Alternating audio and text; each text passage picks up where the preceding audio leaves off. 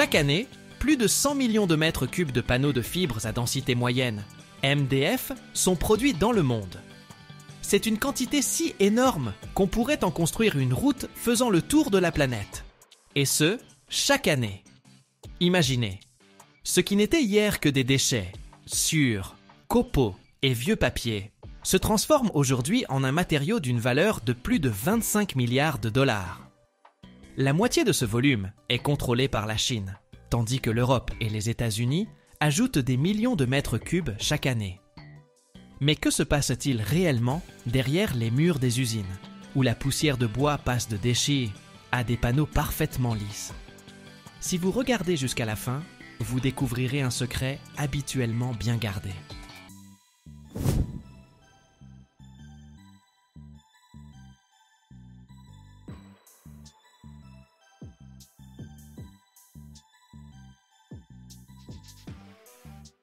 La base des panneaux de fibres à densité moyenne, ce ne sont pas des grumes entières, mais ce qui était autrefois considéré comme des déchets, sciure, copeaux, chutes de bois et même de vieux papiers à recycler. C'est le triomphe de l'utilisation rationnelle des ressources. Ces montagnes de déchets de bois sont amenées à l'usine et sont d'abord soigneusement nettoyées. De puissants aimants extraient toutes les impuretés métalliques, clous, agrafes, tandis que des systèmes de tamisage éliminent le sable et les pierres qui pourraient endommager les coûteux équipements. Ensuite, la matière première est acheminée dans une immense cuve où elle est lavée et étuvée à la vapeur chaude.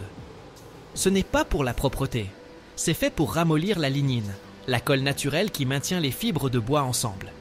Maintenant commence l'étape la plus importante, celle qui distingue le MDF de son cousin plus grossier, le panneau de particules.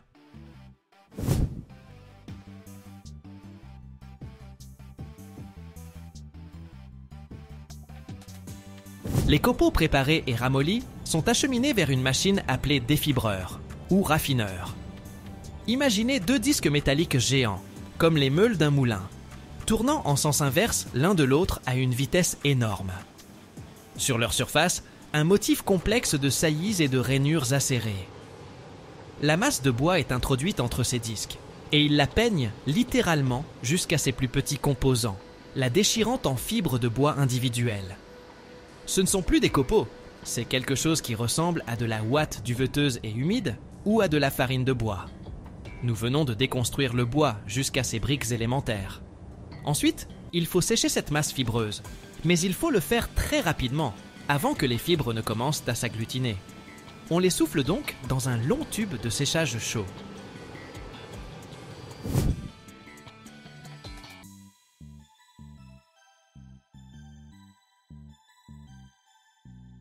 Un flux d'air chaud saisit les fibres, et pendant qu'elles volent à travers ce tube, toute l'humidité excessive s'en évapore. Et c'est là, alors que les fibres sont encore chaudes et volent dans ce tourbillon, que se déroule l'étape clé suivante. L'encollage. Un fin brouillard de liant est pulvérisé dans le flux d'air par des buses spéciales. C'est de la résine urée-formaldéhyde, notre colle. Ce brouillard enveloppe chaque minuscule fibre, la recouvrant d'un film fin et collant. C'est une méthode très efficace qui garantit une répartition parfaitement uniforme de la colle. Maintenant, cette masse imprégnée de résine, sèche et légère comme du duvet, est prête à devenir un panneau. Elle arrive dans la machine de formage. Un flux de fibres se dépose sur un large convoyeur en mouvement, formant un tapis épais, duveteux et absolument uniforme. Des rouleaux spéciaux le compactent légèrement, et des couteaux géants en découpent des morceaux de la longueur souhaitée. Cela ressemble déjà au futur panneau, mais pour l'instant, ce n'est qu'un matelas épais et mou de duvet de bois.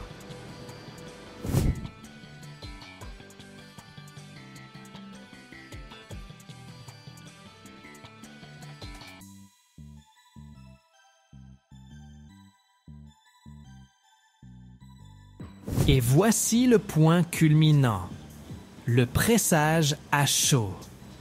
Ce tapis duveteux entre dans une presse géante. Il peut s'agir soit d'une presse multi-étages, qui comprime simultanément toute une pile de panneaux, soit d'une presse continue, semblables à des chenilles géantes en mouvement. Et là, notre tapis subit l'action simultanée de deux facteurs puissants.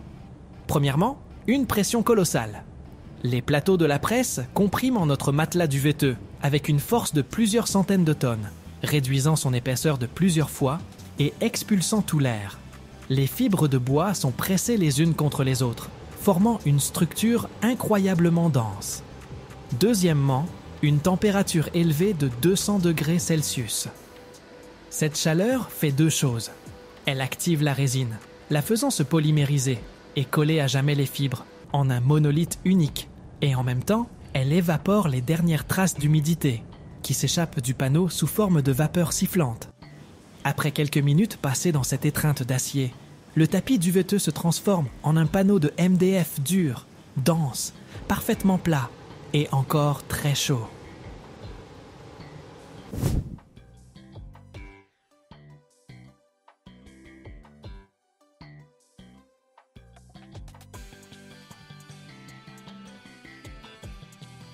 Après la presse, on ne peut pas simplement empiler les panneaux chauds. Il faut les refroidir pour éliminer les tensions internes. On les place dans un refroidisseur en étoile, semblable à un gigantesque classeur, où ils refroidissent lentement, ventilés par de l'air. Quand les panneaux ont refroidi, il est temps de leur donner leur aspect final. D'abord, on les empile en haute pile et on les laisse reposer pendant plusieurs jours. Cela stabilise leur structure interne. Ensuite, chaque panneau passe par une ponceuse. Imaginez une ponceuse à bande géante avec plusieurs têtes. De larges bandes abrasives enlèvent une fine couche superficielle des deux côtés, amenant le panneau à une épaisseur parfaitement précise, par exemple 16 ou 18 mm, et créant cette fameuse surface, lisse comme du papier. Et la touche finale, la découpe.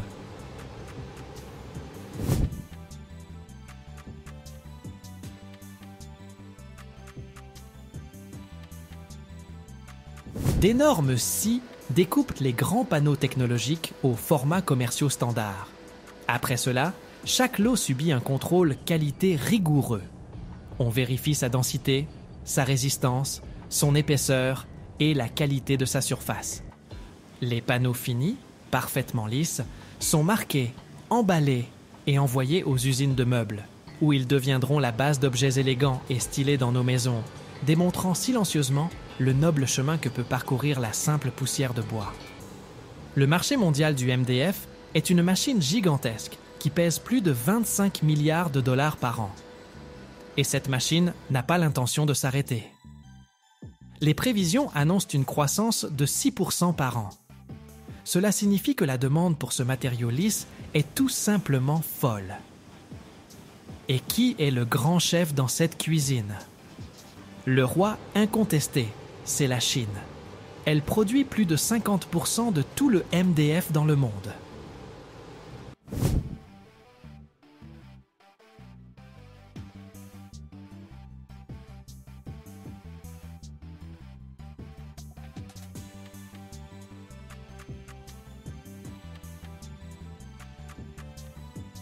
Mais l'Europe n'est pas en reste, avec des acteurs puissants comme l'Allemagne, la Pologne et la Turquie, qui produisent des millions de mètres cubes de panneaux de haute qualité. Et maintenant, parlons des volumes. Chaque année, environ 100 millions de mètres cubes de MDF sont produits dans le monde.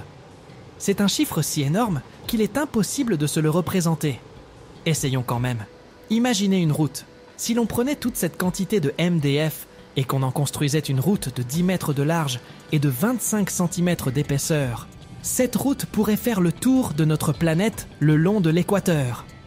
Chaque année, c'est un flux infini de matériaux qui se transforment en meubles, portes et panneaux pour nos maisons.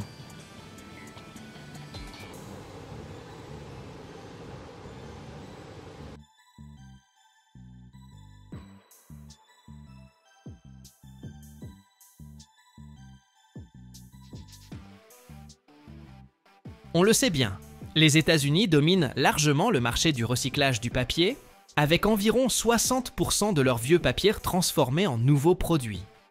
Une usine de recyclage du papier, là-bas, c'est un concentré de haute technologie.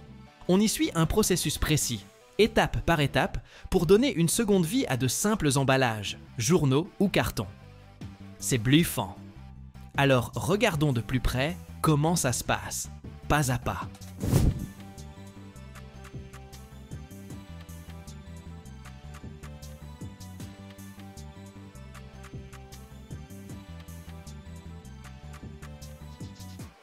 D'après l'Agence américaine de protection de l'environnement, on collecte chaque année aux États-Unis environ 65 millions de tonnes de déchets de papier. Cela inclut le papier, le carton, les journaux, les magazines et d'autres formes de produits papetiers. En général, la planification et l'organisation de cette collecte sont assurées par plusieurs organismes et institutions. Dans bon nombre de villes et de régions, des services spécialisés gèrent la récupération et le tri des déchets, y compris le papier à recycler. Souvent, cela fait partie d'une stratégie globale de gestion des ordures, avec des tournées régulières dans les quartiers résidentiels. À côté de ça, on trouve aussi des entreprises privées qui se consacrent à la collecte et au traitement de toutes sortes de déchets, dont le papier. Elles proposent leurs services aux entreprises, aux administrations, et peuvent même installer des conteneurs de tri dans l'espace public.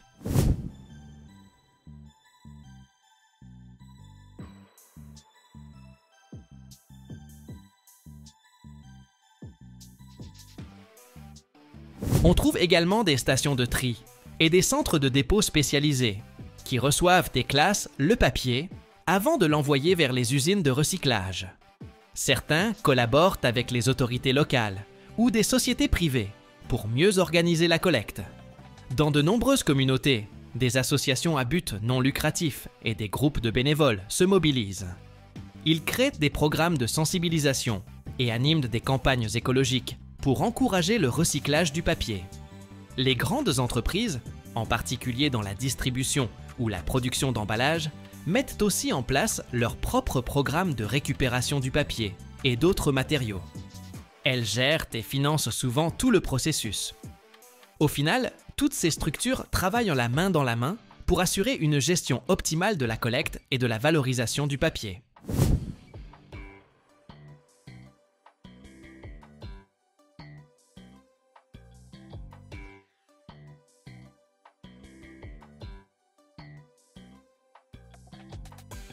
Chaque jour, on récupère en moyenne près de 178 000 tonnes de vieux papier, ce qui équivaut, grosso modo, au poids de 33 600 camions. Dingue, non? Les services municipaux ou les entreprises de gestion des déchets organisent le ramassage dans les zones où le papier s'accumule, chez les particuliers, dans les bureaux ou dans les usines. Ça peut être un ramassage hebdomadaire ou des opérations de collecte plus ponctuelles. Parfois, des centres de dépôt font office d'étape intermédiaire. Les gens et les entreprises y apportent directement leur papier pour qu'il soit en un quoi trié, puis envoyé vers les usines. Ça se fait surtout dans les grandes sociétés, qui veulent maîtriser la qualité de leurs déchets sans dépendre d'un système de collecte standard.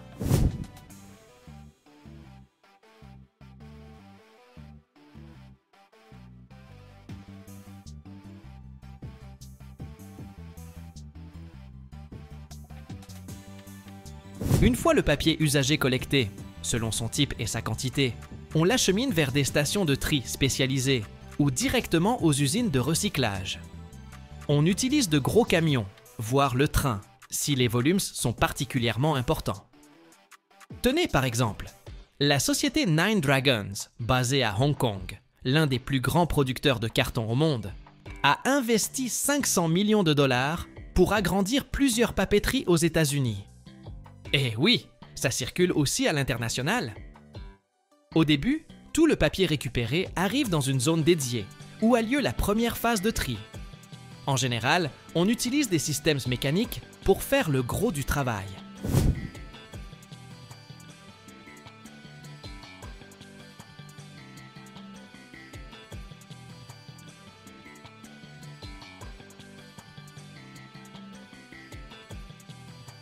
Dans un premier temps, de grands tamis retiennent les objets volumineux, comme le plastique ou le métal. La maille est pensée pour laisser passer le papier et le carton, et bloquer tout ce qui est trop gros. S'il y a des agrafes ou des petits morceaux métalliques, On les retire grâce à d'imposants aimants industriels. Souvent, ces aimants font la taille d'un petit placard, voire plus, et peuvent peser des centaines de kilos. Intégrés au convoyeur, ils génèrent un champ magnétique ultra puissant qui attire instantanément le métal en mouvement au milieu de la masse de papier.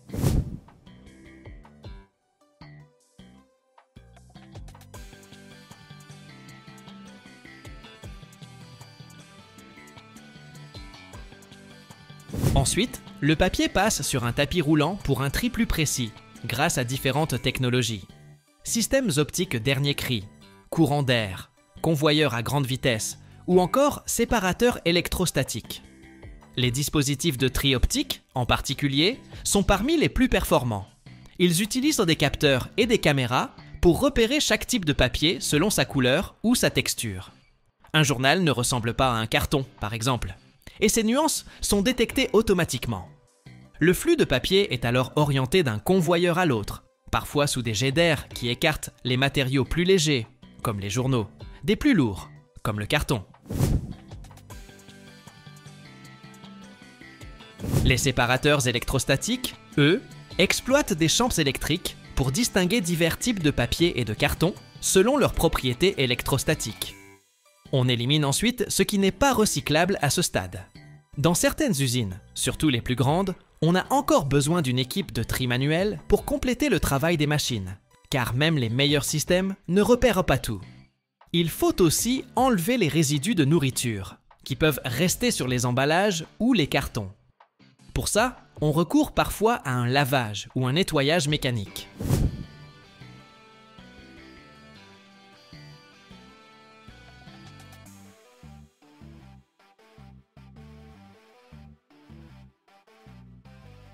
Une fois que le papier est bien réparti par catégorie, on passe au broyage et au compactage. Comme il existe différents types et structures de papier, il faut tout réduire à un matériau homogène avant la suite du processus.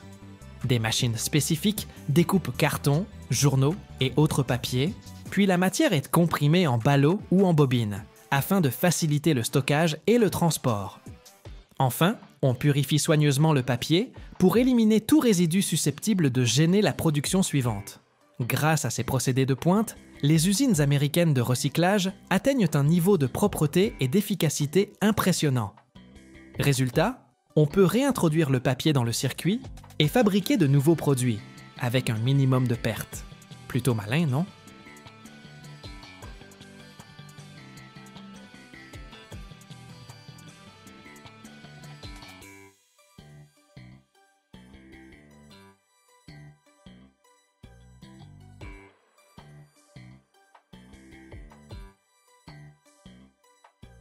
Chaque année, dans le monde, plus de 38 millions d'atterrissages d'avions de ligne ont lieu, et chacun met le train d'atterrissage à rude épreuve.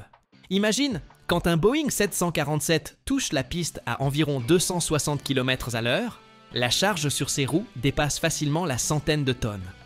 Et la température des pneus grimpe en un éclair jusqu'à près de 400 degrés Celsius. Comment fabrique-t-on donc ces roues et ces trains d'atterrissage ultra résistants capables de tenir le choc dans des conditions aussi extrêmes? Reste dans les parages. Je vais te montrer de quoi sont faits ces véritables chefs-d'œuvre d'ingénierie.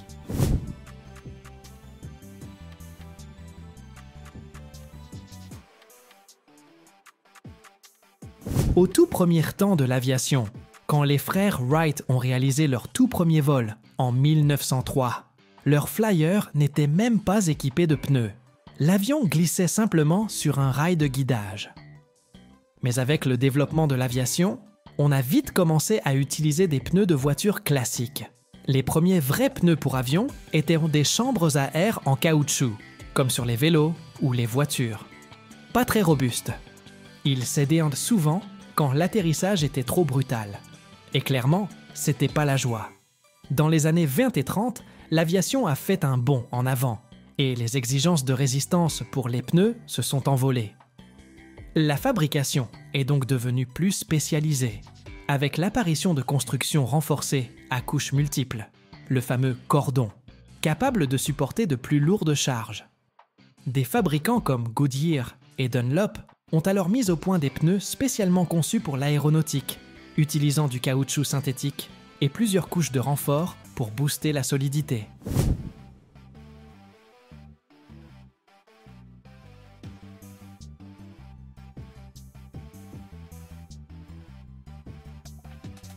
La Seconde Guerre mondiale a donné un sacré coup de fouet à l'industrie aéronautique, y compris à la production de pneus. Les avions sont devenus plus lourds, plus rapides, et du coup, la pression sur leurs pneus au moment de l'atterrissage a explosé. C'est à cette époque que les ingénieurs ont commencé à calculer les contraintes sur les pneus, grâce à des modèles aérodynamiques et des formules mathématiques. On a alors développé des pneus radiaux multicouches, capables de tenir des vitesses et des charges énormes pendant le décollage et l'atterrissage. Avec l'arrivée des avions à réaction dans les années 50, les contraintes sur les pneus ont encore grimpé. Un Boeing 707 ou un Tu-104 par exemple pouvait dépasser la centaine de tonnes au décollage, d'où la nécessité de concevoir des pneus totalement nouveaux, aptes à supporter la chaleur due au frottement lors de l'atterrissage. C'est ainsi que sont apparus les pneus en caoutchouc synthétique résistants à la chaleur, enrichis d'additifs chimiques pour éviter la surchauffe et l'éclatement. C'est là qu'a vraiment commencé l'ère moderne de la fabrication de pneus pour avions.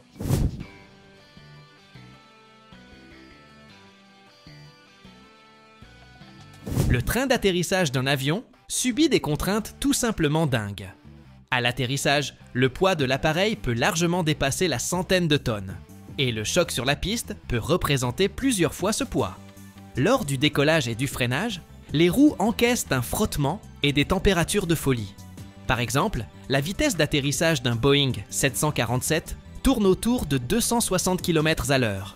Et le train doit tenir sur la durée. Il doit résister à des dizaines de milliers d'atterrissages sans dommages majeurs. Mais alors, qu'est-ce qui compose exactement un train d'atterrissage? Eh bien, tu vas voir.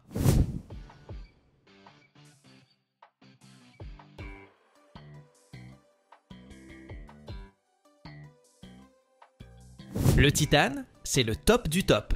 Léger, costaud et immune à la corrosion. Mais évidemment très cher. Les aciers à haute résistance, on les retrouve surtout sur les avions cargo ou certains modèles militaires. Quant aux alliages d'aluminium, c'est la version allégée pour les avions plus petits. Comment fabrique-t-on tout ça? Tiens-toi prêt, c'est assez fascinant. Forgage. On part d'un bloc de titane ou d'acier qu'on presse sous haute pression pour obtenir la forme voulue. Usinage CNC. Après le forgeage, on peaufine la pièce grâce à des machines à commande numérique en retirant le surplus. Traitement thermique. Pour durcir encore le métal, on le chauffe à très haute température avant de le refroidir brutalement. Revêtement. On applique ensuite un revêtement anti-corrosion parce que le train d'atterrissage subit l'humidité et des produits agressifs, comme les agents de dégivrage sur la piste.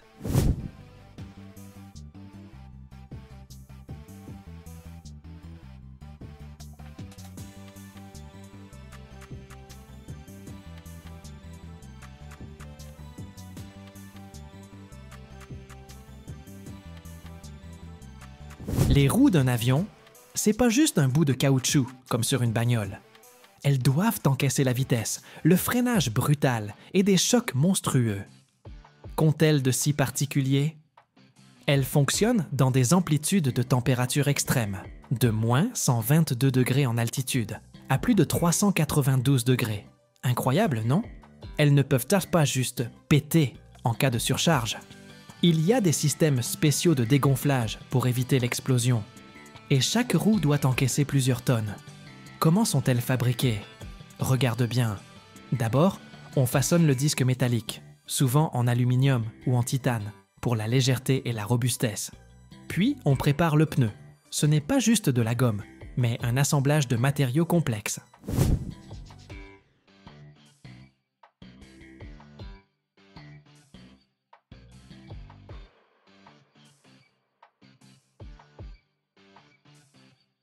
Des fibres de carbone et du Kevlar pour la solidité, du caoutchouc taillé pour supporter des températures extrêmes, des ceintures métalliques renforcées pour éviter l'éclatement. Les roues sont ensuite testées dans des labos spécialisés où on les soumet à des chocs, à l'usure et même à des tirs. Car oui, certains avions militaires utilisent des pneus par balle Un pneu de voiture classique peut s'user après 50 000 km. Sur un avion, c'est différent. Un pneu peut encaisser jusqu'à 500 atterrissages. Mais chacun d'entre eux est un véritable supplice. Alors, qu'est-ce qui rend les pneus d'avion si spéciaux? Leur super pouvoir vient d'un caoutchouc ultra résistant, qui ne lâche pas sous la pression. Des flancs renforcés protègent la gomme des dégâts sur la piste. Et certaines gommes peuvent libérer de l'air pour éviter d'exploser en cas de surchauffe.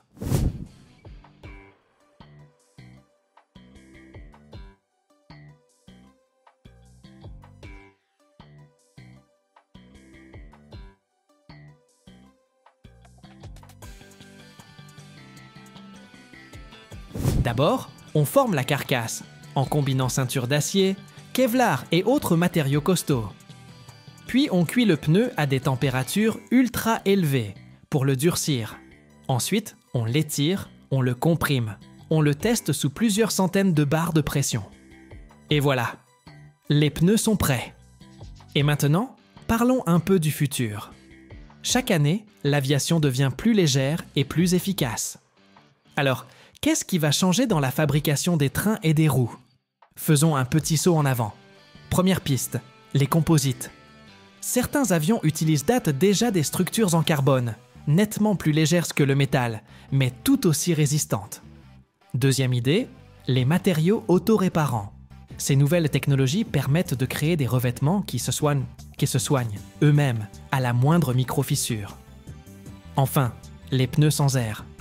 La NASA et les compagnies aériennes les testent, car ils sont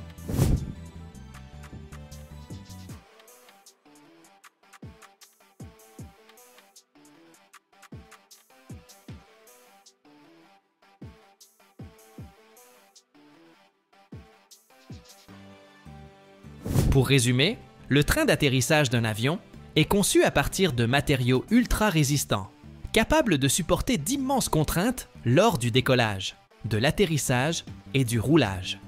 Les principaux? Des alliages de titane et d'aluminium, des aciers à haute résistance et des composites. Les alliages de titane servent aux pièces les plus critiques grâce à leur robustesse, leur résistance à la corrosion et leur légèreté. Les alliages d'aluminium, plus légers que l'acier, sont parfaits pour les zones moins sollicitées. Les aciers haute résistance entrent en scène quand il faut une rigidité et une durabilité maximale. Les matériaux composites, eux, permettent d'alléger encore la structure, tout en renforçant sa solidité. Ajoute à cela des systèmes hydrauliques et amortisseurs, qui absorbent les chocs à l'atterrissage et garantissent plus de confort pour l'équipage comme pour les passagers. Et tu comprends pourquoi ces trains d'atterrissage sont de vrais bijoux d'ingénierie.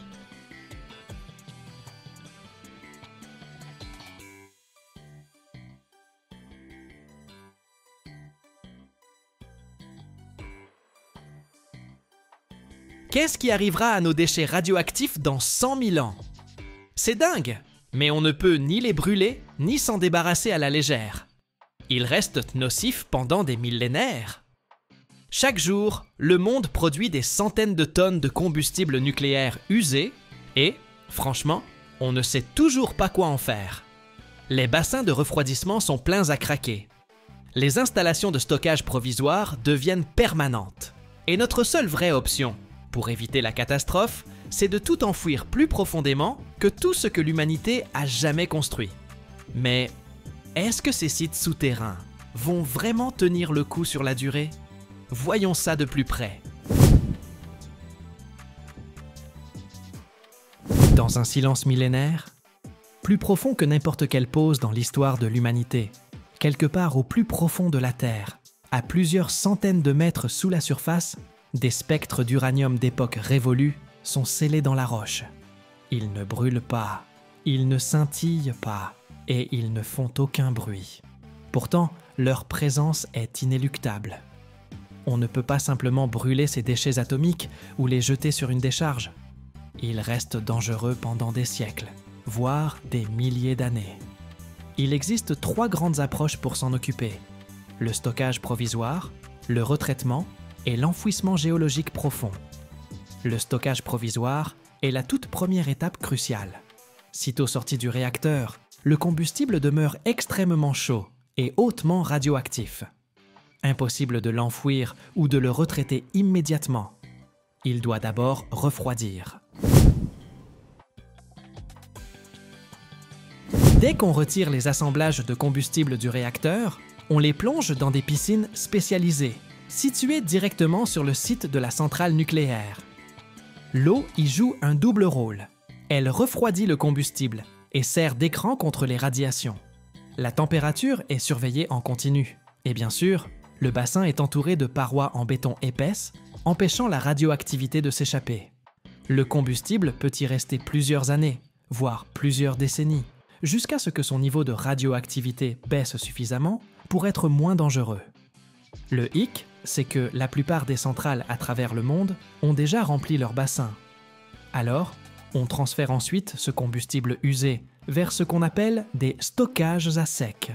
Une fois assez refroidi, on enferme le combustible dans des conteneurs d'acier conçus sur mesure, qu'on entrepose soit à l'air libre, soit dans des bunkers en béton. On trouve ce type de stockage, par exemple, aux États-Unis, au Canada ou encore en Allemagne. Ces conteneurs ont des parois épaisses, en métal et en béton, qui bloquent la radioactivité. Ils résistent aux séismes, aux ouragans et même à la chute d'un avion.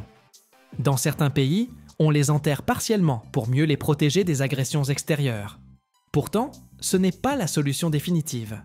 Le stockage à sec est prévu pour 50 à 100 ans. Au-delà, on envisage soit le retraitement, soit l'enfouissement géologique. Mais aujourd'hui, beaucoup de nations n'ont toujours pas de stratégie définitive. Résultat, ces installations provisoires deviennent, en pratique, des sites quasi permanents. Quant au retraitement, il offre une sorte de seconde vie à l'uranium. Beaucoup de gens s'imaginent que le combustible usé n'est qu'un déchet bon à enterrer le plus profond possible. C'est fou quand on sait que près de 95% de ce combustible contiennent encore de l'uranium et du plutonium, parfaitement réutilisables. C'est précisément le rôle du retraitement.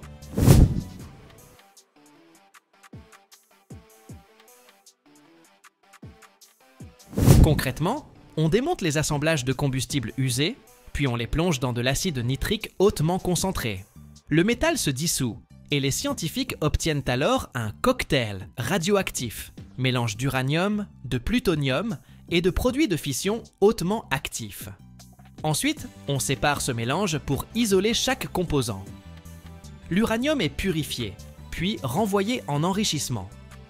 Le plutonium, lui, peut servir à fabriquer du MOX, un combustible à oxyde mixte qui sera de nouveau brûlé dans certains réacteurs.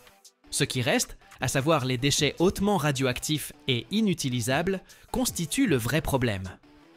On les incorpore alors dans du verre en fusion, avant de sceller le tout dans des conteneurs robustes en acier inoxydable. Sous cette forme, ces résidus radioactifs restent stables pendant des millénaires. Le retraitement permet ainsi de réduire la quantité de déchets hautement radioactifs d'un facteur 4 ou 5, tout en réutilisant l'uranium et le plutonium, ce qui diminue la nécessité d'extraire sans cesse du nouveau minerai. Ce processus est complexe, coûteux, et soulève pas mal de questions liées à la sécurité. Le plutonium, par exemple, ne sert pas qu'à alimenter des réacteurs. Il peut aussi être utilisé pour fabriquer des armes nucléaires, ce qui n'est pas sans risque.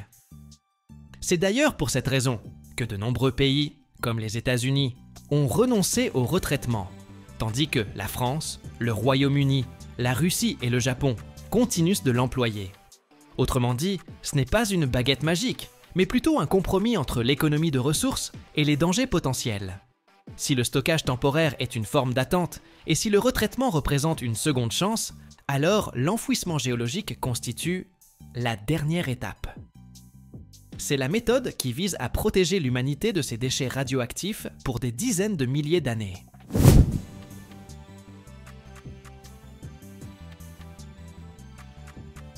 Cet enfouissement doit rester sûr, même dans 100 000 ans. Géologues, physiciens, ingénieurs et écologues recherchent donc des couches profondes de granit, d'argile ou de sel, imperméables et résistantes au séisme. Les déchets les plus dangereux, par exemple ces blocs vitrifiés hautement radioactifs, sont d'abord placés dans des conteneurs en acier inoxydable, puis enfermés dans des capsules en cuivre ultra résistantes, capables de tenir des millénaires sans corrosion. On descend ces capsules dans des galeries verticales ou horizontales, à 500 ou même 1000 mètres de profondeur. Dans de telles conditions, même en cas de gros pépins, la radioactivité ne devrait pas remonter à la surface. Une fois tout bien scellé, on remblaye et on ferme définitivement les tunnels. Et, quelques siècles plus tard, ce site souterrain se fond dans le paysage. L'humanité finira par l'oublier.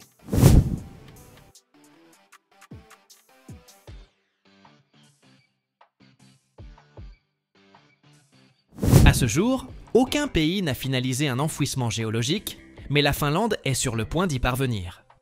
Pour choisir un emplacement capable de tenir face au temps, à la nature et à la curiosité humaine, il faut mener des décennies de recherche. Il ne s'agit pas simplement de trouver une grotte ou un gouffre. C'est un processus scientifique complexe. Le site doit être géologiquement stable, sans activité sismique, et dépourvu d'eau souterraine, afin d'éviter tout risque de contamination des nappes phréatiques. Plus la roche, granit, argile, sel, est dense et profonde, meilleure est l'isolation. À l'aide d'images satellites et de cartes géologiques, les chercheurs repèrent des zones où la roche est restée stable des millions d'années. Une fois ces lieux présélectionnés, on fore des puits profonds jusqu'à 1000 mètres pour analyser la composition et l'âge des formations rocheuses. Les scientifiques simulent même de petits séismes, grâce à des explosions ou à de puissantes machines vibrantes, afin d'observer la manière dont les ondes se propagent à travers la roche.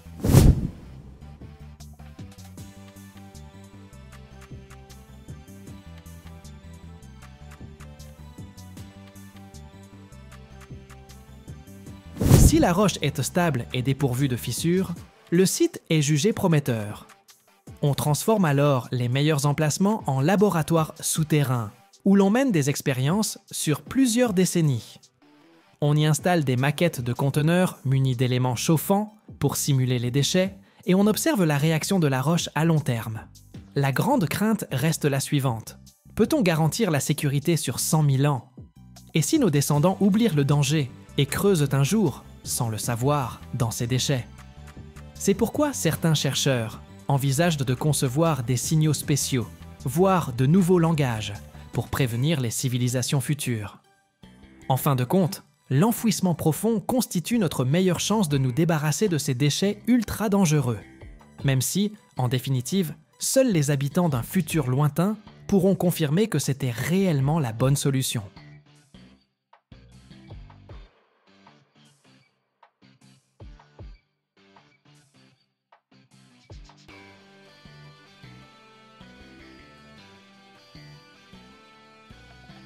Chaque heure, on cuit plus de 2 millions de donuts à travers le monde. Et les plus grosses usines peuvent en produire jusqu'à 20 000 par heure. Dingue, non? Mais comment de simples boules de pâte deviennent-elles si régulières, moelleuses et croustillantes? Que se cache-t-il dans les coulisses de géants comme Krispy Kreme ou Dunkin' Donuts? Aujourd'hui, on plonge au cœur de ce processus hypnotique. Des mixeurs géants à la rivière brûlante d'huile, en passant par la cascade de glaçage et le remplissage ultra précis des garnitures. Comment garantit-on la qualité de chaque donut? Et au fait, quel est le point commun entre un donut et un défilé militaire? Restez jusqu'au bout. Vous allez le découvrir.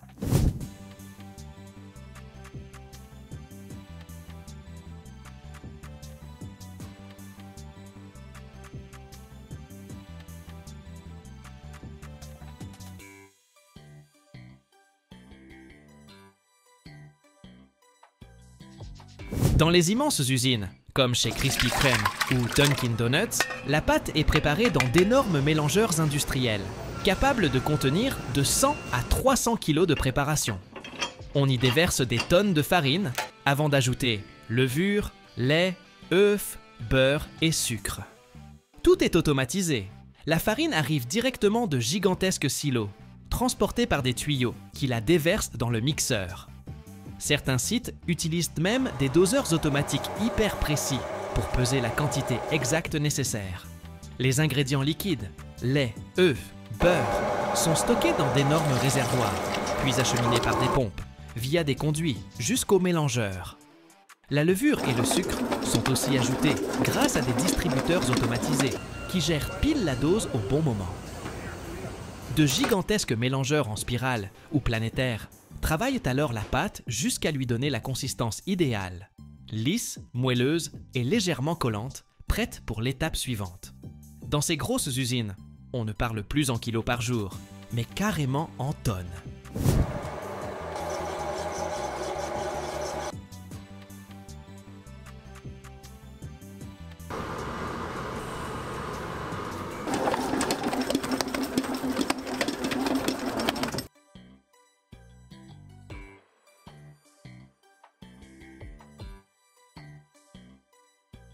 Une fois pétrie, la pâte est laissée au repos dans de grands récipients, le temps que la levure fasse effet. Ça peut durer de 30 minutes à plusieurs heures, selon la recette. Ensuite, la pâte est dirigée vers des doseurs spécifiques. Parfois un grand sac muni d'une valve, parfois un système de conduit qui pousse la pâte par portion. De gigantesques rouleaux l'aplatissent ensuite pour obtenir une épaisseur d'environ 1,5 cm ou 2 cm. Le principe ? 2 cylindres parallèles qui tournent et réduisent progressivement l'épaisseur de la pâte. Des capteurs laser vérifient la régularité de la couche et une petite centrale de contrôle ajuste la pression des rouleaux si nécessaire. Vient alors la découpe. De grands emporte-pièces automatiques, semblables à des tampons géants, forment de parfaits anneaux. Les trous du donut peuvent être recyclés pour former de petites boules ou resservir plus tard. Certains systèmes arrivent à découper jusqu'à 5000 donuts par minute, alignés au millimètre, comme un véritable défilé militaire de pâtisserie.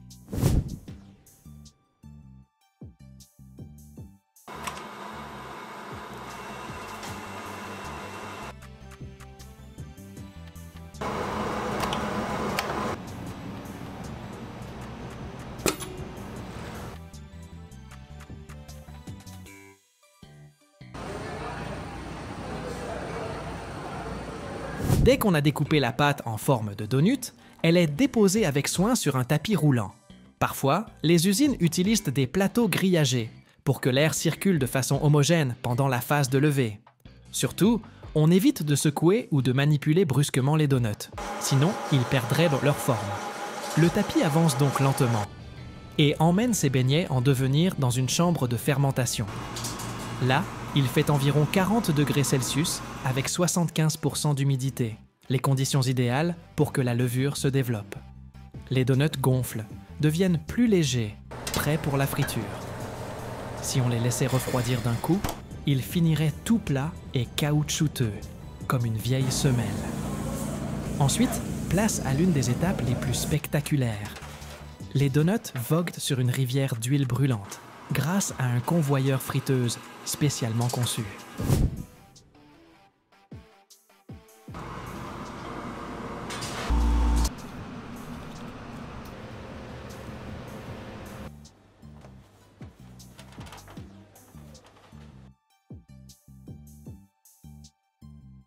Quand les donuts tout gonflés sortent de la chambre chaude, ils glissent en douceur sur le tapis roulant et plongent direct dans un bain d'huile bouillante.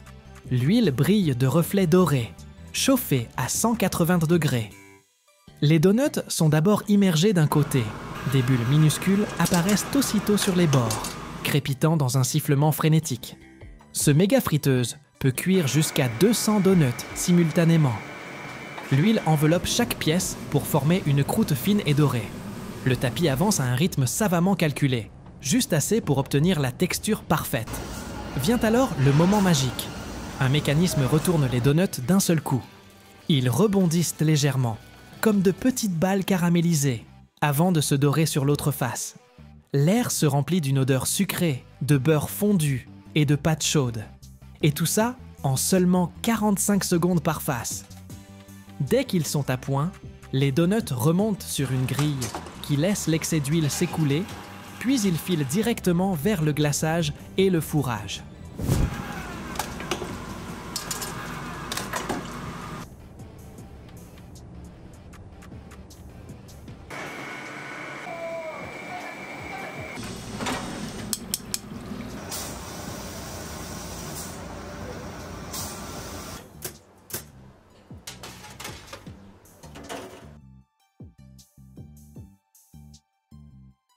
Si vous avez déjà vu la phase de glaçage chez Krispy Kreme, vous savez à quel point c'est hypnotique.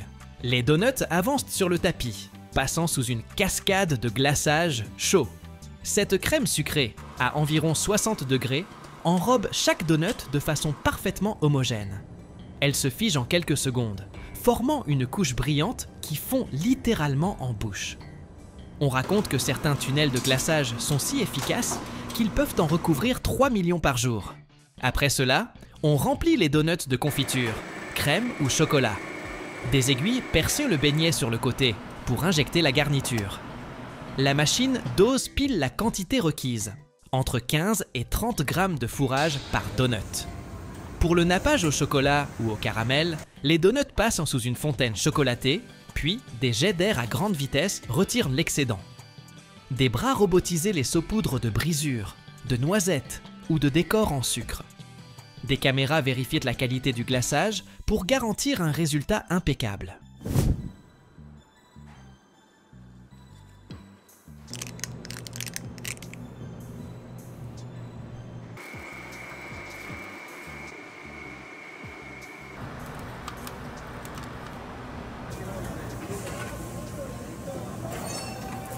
Le dernier acte, c'est la phase de refroidissement et d'emballage. Les donuts traversent alors de longs tunnels réfrigérés à environ 15 degrés, avant d'être conditionnés, soit automatiquement, soit manuellement dans des boîtes. Les plus grands sites peuvent sortir jusqu'à 20 000 donuts par heure. Imaginez, 5 000 donuts façonnés à la minute. En 2017, il y a même eu un championnat de dégustation aux États-Unis. Un certain Joey Chestnut a avalé 55 donuts en 8 minutes. Sérieux? 55! Ça fait 11 000 calories. Et ce record n'a jamais été battu. Alors qui sait? Peut-être que vous pourriez devenir le prochain champion. Bon courage!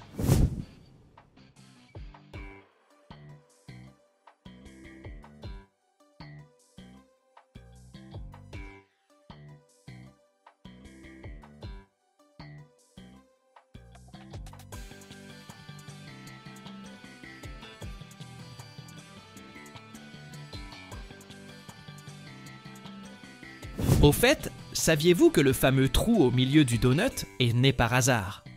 La légende raconte qu'en 1847, un marin américain du nom d'Anson Gregory en a eu marre du centre pas assez cuit et il a tout bonnement transpercé la pâte avec son couteau pour que ça cuise mieux. Voilà à quel point ce délice est ancien. Aujourd'hui, il existe un nombre incalculable de recettes. Aux États-Unis, dans des usines ultra automatisées, les donuts sont parfois si légers qu'on ne les compte même plus un par un, mais en kilos pour être précis. On peut avoir 16 à 20 donuts glacés classiques au kilo, alors que pour les mini, on monte à 50 ou 65. Et pour ceux avec une garniture, on tombe à 10 ou 14 seulement, ce qui est déjà énorme, vu que la pâte à donut est hypersensible à l'humidité ambiante. Au moindre changement, il faut ajuster la farine ou la levure. Bref, voilà la folle aventure du donut, de la pâte crue à la bouchée croustillante. Alors, prêt à tester vos limites? Ou juste à saliver devant ce festin? Profitez-en, le monde des donuts est vaste et il y en a pour tous les goûts.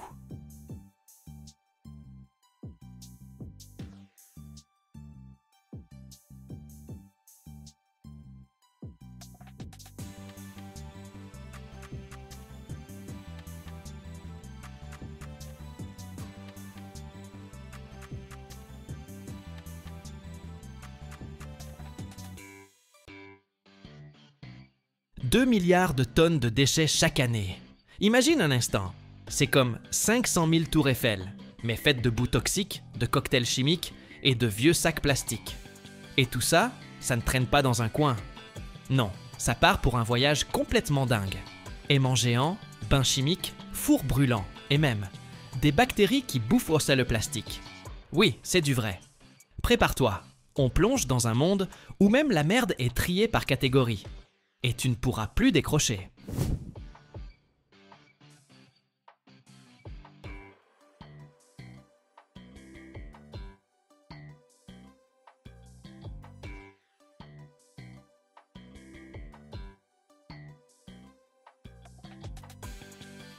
Tout commence quand, quelque part dans une aciérie, quelqu'un a un peu trop chargé la dose. Résultat, une dizaine de tonnes de scories inutilisables. Ou dans un labo, on a renversé un peu d'amour. Et paf, un baril de produits toxiques capable de dissoudre une grenouille. Tout ce bazar part en traitement. Le tri des déchets industriels, c'est comme un marathon pour les costauds. Avec la patience d'un lézard de montagne. Une benne arrive, pleine de trucs colorés, crades, puants, avec une texture franchement suspecte. Maintenant, les pros doivent comprendre ce que contient ce smoothie et où l'envoyer. Selon la Banque mondiale, chaque année, plus de 2 milliards de tonnes de déchets industriels arrivent dans les centres de traitement. Et environ 30 à 40% doivent être triés à la main ou par des machines ultra précises.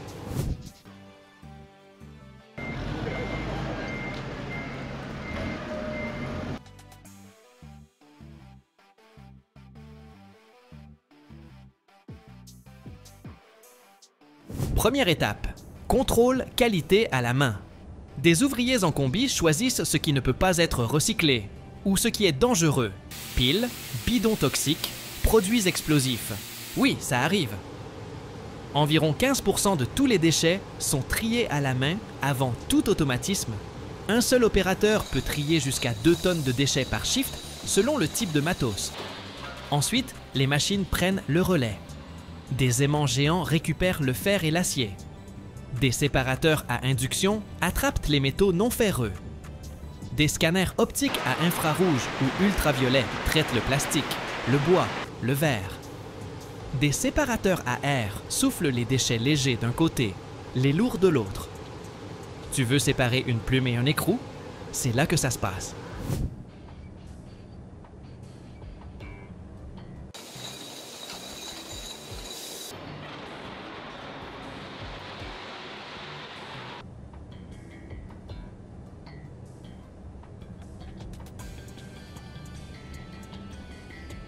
Puis viennent les tamis vibrants.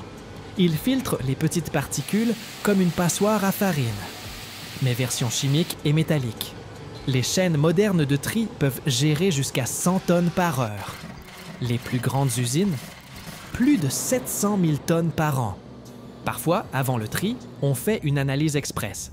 Acidité, toxicité, composition. Parce que si tu crois voir une vieille vis rouillée, mais que c'est en fait un bout d'uranium, tu risques d'aller saluer Saint-Pierre. Environ 5 à 7 lots de déchets sont recalés ici comme ultra dangereux et isolés ou envoyés pour destruction spécialisée. Et là, la magie commence. Les métaux sont envoyés à la refonte. Et là, c'est un vrai concert de métal. Dans les fours, il fait jusqu'à 1500 degrés. C'est ce qu'il faut pour faire fondre l'acier, le fer, le cuivre ou l'aluminium. Tu veux y poser ton café? Il s'évapore avant que tu le serves.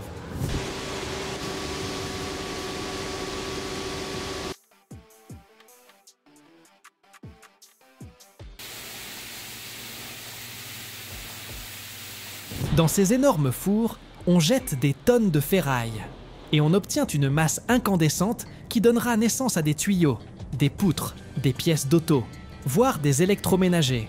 C'est un processus ultra énergivore, mais super rentable, car environ 95 métaux sur 100 peuvent être recyclés sans rien perdre de leur qualité. Donc ce vieux boulon rouillé d'un pont. Demain, il sera peut-être dans une voiture électrique. C'est ce qu'on appelle la réincarnation métallique. Et les déchets chimiques? C'est ce qui reste quand un chimiste dit « Oups ». Des acides, des solvants, du pétrole, de la peinture, des réactifs. Ça pue, et ça peut foutre en l'air tout un écosystème. D'une tonne de produits toxiques, on peut tirer jusqu'à 700 kg de résidus inoffensifs, qui seront soit enterrés, soit utilisés comme charge technique. Le reste, on le scelle, et on le range bien loin, comme une vieille rancune.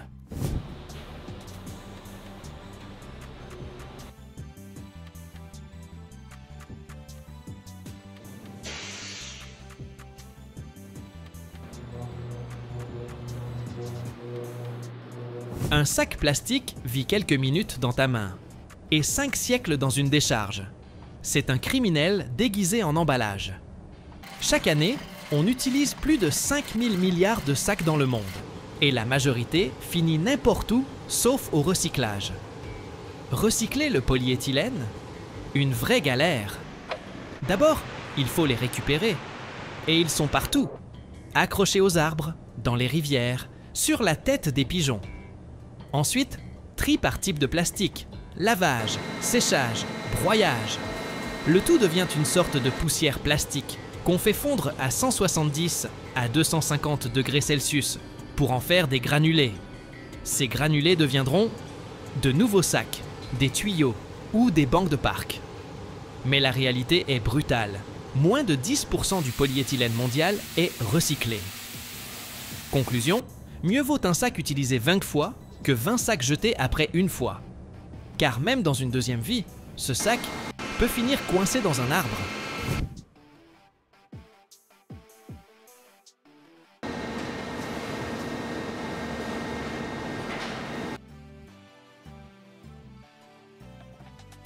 Au même endroit, on recycle aussi les bouteilles en plastique.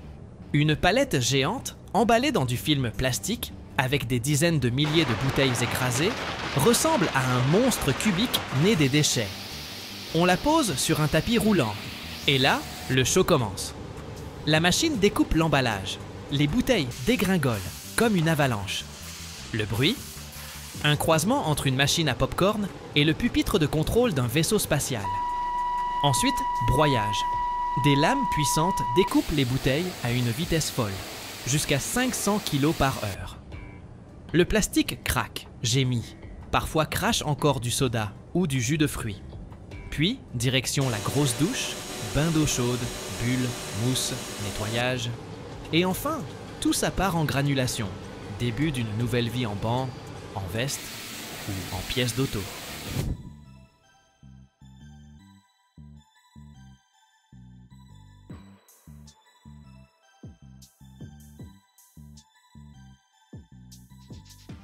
Pendant que le plastique classique met 500 ans à disparaître, les bio-ingénieurs se sont dit « Et si on le faisait en quelques jours ?» En 2016, des chercheurs japonais ont découvert une bactérie, Ideonella sakaiensis, qui produit des enzymes capables de digérer le plastique. En labo, ce processus prend entre 6 heures et quelques jours et laisse une matière réutilisable, voire compostable, car elle est déjà presque organique. Dans les années 2020, on a mis la gomme. On a créé des enzymes artificielles encore plus rapides, résistantes à la chaleur, prêtes pour l'industrie. En France, l'usine Carbios a été construite pour lancer le recyclage enzymatique des bouteilles plastiques à grande échelle.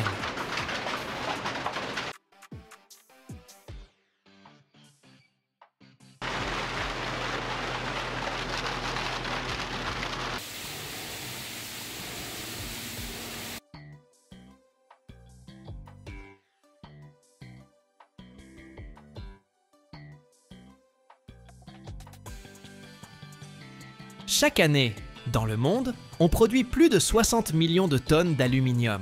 C'est le métal sans lequel on n'aurait ni avion, ni smartphone, ni même de fusée spatiale. Mais est-ce que tu savais que pour obtenir une seule tonne d'aluminium, il faut dépenser plus d'électricité que ce que consomme une maison en une année entière? Des fours incandescents aux bains électriques remplis de métal liquide. La production d'aluminium, franchement, ça ressemble plus à de la science-fiction qu'à de l'industrie classique. Prêt à plonger dans ce monde d'énergie, de puissance et de précision? Alors, allons-y.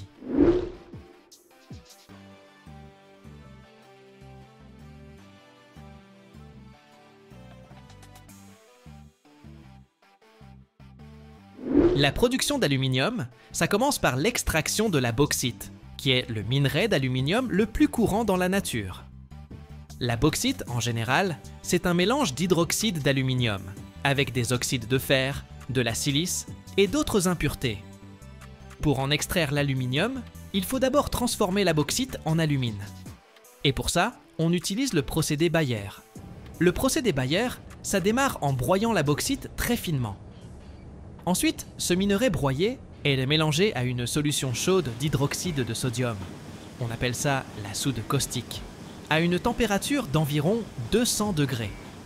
Dans ces conditions, les oxydes d'aluminium de la bauxite se dissolvent, formant de l'aluminate de sodium, tandis que les impuretés qu'on ne veut pas, elles, restent sous forme de résidus solides insolubles. C'est la fameuse boue rouge. Après ça, on refroidit la solution obtenue et l'hydroxyde d'aluminium commence à cristalliser.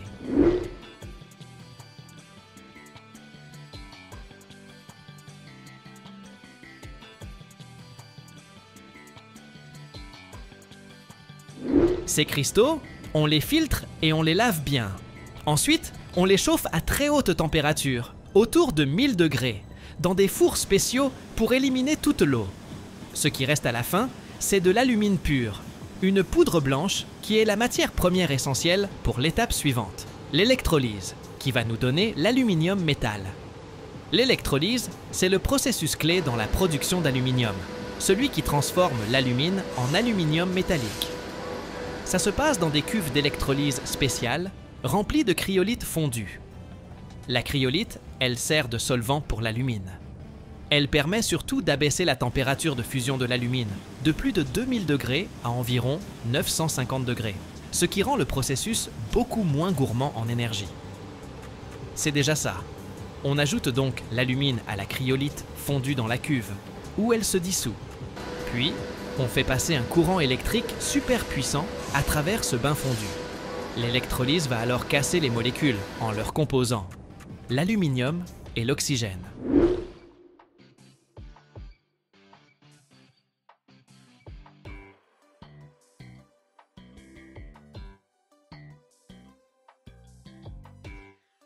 Les atomes d'aluminium, qui sont chargés positivement, sont attirés par la cathode. C'est l'électrode négative, située au fond de la cuve.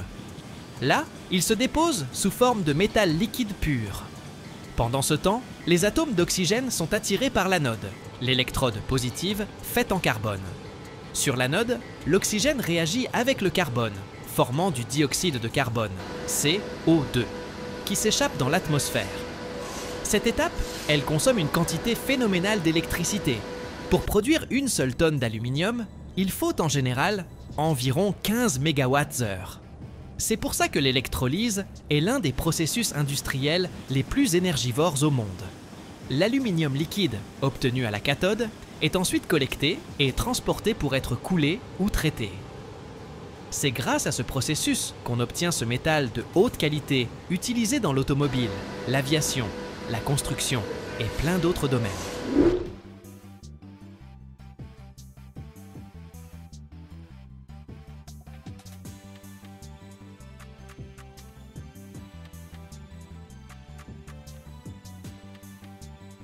L'aluminium qui sort de l'électrolyse contient encore quelques impuretés, comme du fer, du silicium et d'autres éléments qui pourraient affecter ses propriétés et limiter son utilisation. Pour éviter ça, l'aluminium passe par plusieurs étapes de purification. Première étape, éliminer les grosses inclusions mécaniquement. On fait passer l'aluminium fondu à travers des filtres spéciaux qui retiennent les particules solides. Ensuite, on le purifie dans des fours de traitement en ajoutant des réactifs chimiques spécifiques qui vont attraper les impuretés restantes. Ces réactifs réagissent avec les impuretés pour former un laitier léger, une sorte d'écume qui flotte à la surface du métal fondu et qu'on enlève ensuite. Deuxième étape, le dégazage. Dans l'aluminium fondu, il peut rester des gaz dissous, comme de l'hydrogène, qui créent des bulles, des porosités, et nuisent à la structure du métal. Pour virer ces gaz, on fait barboter des gaz inertes, comme l'argon, à travers le métal liquide, ou alors on met le bain sous vide. Ce processus assure une structure bien homogène et augmente la résistance du matériau.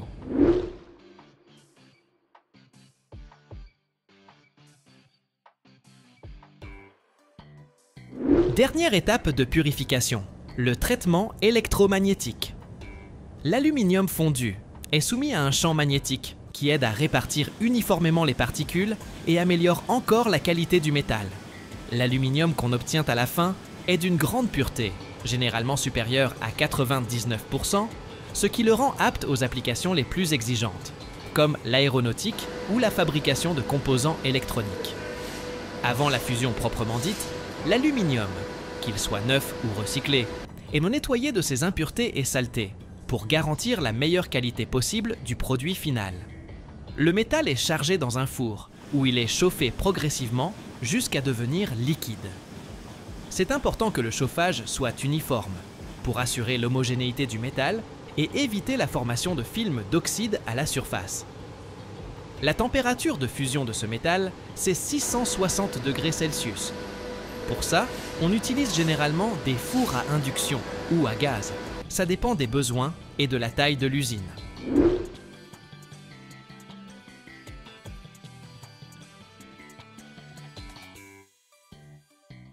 Pendant la fusion, on fait super gaffe à la sécurité.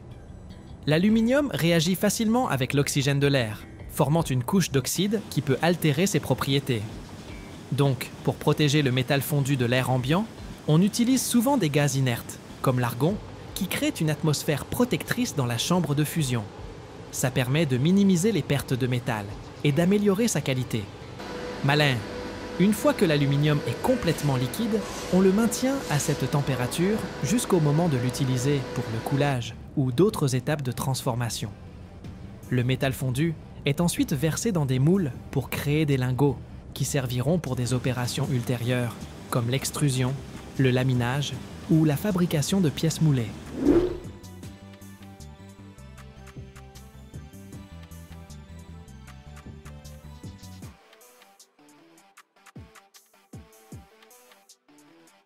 Le formage, ou moulage, c'est l'étape où l'aluminium fondu prend sa forme définitive en étant versé dans des moules spécialement préparés. Le type de moule dépend de la pièce qu'on veut fabriquer. Ça peut être un moule en sable, un moule métallique, appelé coquille, ou un moule en graphite. Chacun a ses avantages et ses spécificités. Les moules en sable sont les plus utilisés pour fabriquer des pièces grandes et complexes, ou pour des petites séries. On mélange du sable avec des liants pour créer un moule capable de résister aux températures élevées du métal fondu. Les pièces coulées comme ça ont une surface assez rugueuse, qui demande souvent une finition supplémentaire. Les moules métalliques, ou coquilles, sont faits en métal, comme l'acier ou la fonte, et servent à produire un grand nombre de pièces identiques. Ils garantissent une grande précision et une surface lisse au produit fini. C'est idéal pour les pièces utilisées dans l'automobile ou l'aéronautique, par exemple. Les moules en graphite, eux, sont utilisés pour fabriquer des pièces qui exigent une précision extrême ou une géométrie très complexe, comme dans l'électronique ou pour des composants spéciaux. Le graphite conduit mal la chaleur, ce qui permet de contrôler très finement la vitesse de refroidissement du métal.